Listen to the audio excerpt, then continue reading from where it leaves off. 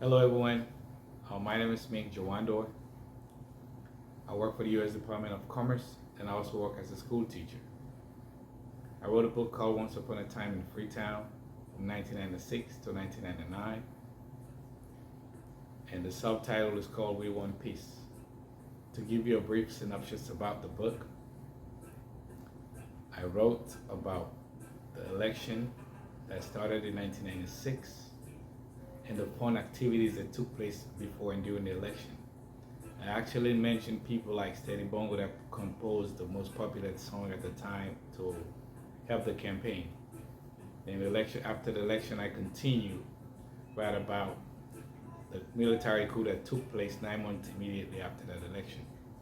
That was organized by one Alfred Abu Zagalo, a carpenter by profession, but it was also a military personnel, and how they freed Johnny Paul Koroma and how things got escalated from that point. And the activities that young people were engaged in during that time, they were in power in tenor, which actually, like for me as a youth at the time, I was mostly at home and I talked about the people that encourage us to stay at home through music activities. Like I mentioned, DJs like DJ Egerton Shaba that was on the radio, and most of the time that they were playing, they helped young people to stay at home to prevent us from being in the street. The soccer tournaments that were organized in my community that was where I grew up was Frobe community, where I'm from originally. Then I continued talking about the military intervention and the disbanding of the army after the intervention.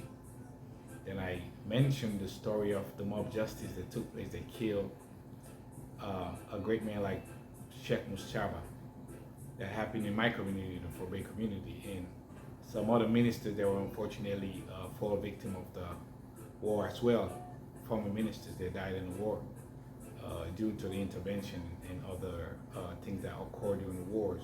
And in chapter 8, I talk about January 6th a lot and how much Freetonians were in denial of it and how the government as well was in denial.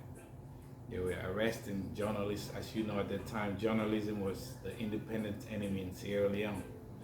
Talk about journalists like Kabako Roma, and talk about Winston Ojukutu Macaulay, who was arrested because he reported on the war that the rebels were coming to Freetown as well.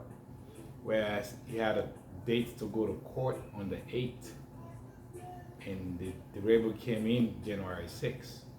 I talk of the unsung heroes.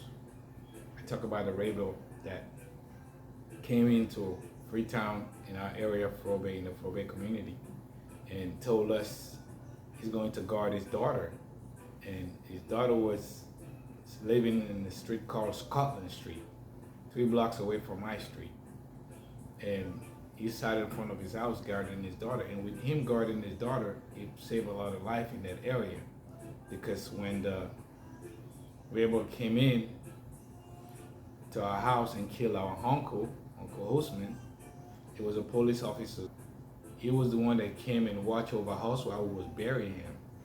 We buried him down the street, and up till today, his body's still down the street where we buried him. And I talk of Joseph Hills. Came like a week or 2 before the rebel came into Sierra Leone. So it was a lot that it's more like a kind of like a movie. That's how Sierra Leonean life was at that point in Freetown. You know, all this thing was going. Looking back at it is a great reflection, you know. But I importantly gave my conclusion towards the ECOWAS and the African Union, to be exact, and the European Union as well, because they spent 140 million rebuilding Sierra Leone. And I also talked about the current and the past situation in Africa that we should watch out for. And this is the book. This is the book. And this is the back of it. It's in Amazon. You can buy the paperback, the hard copy, or the ebook.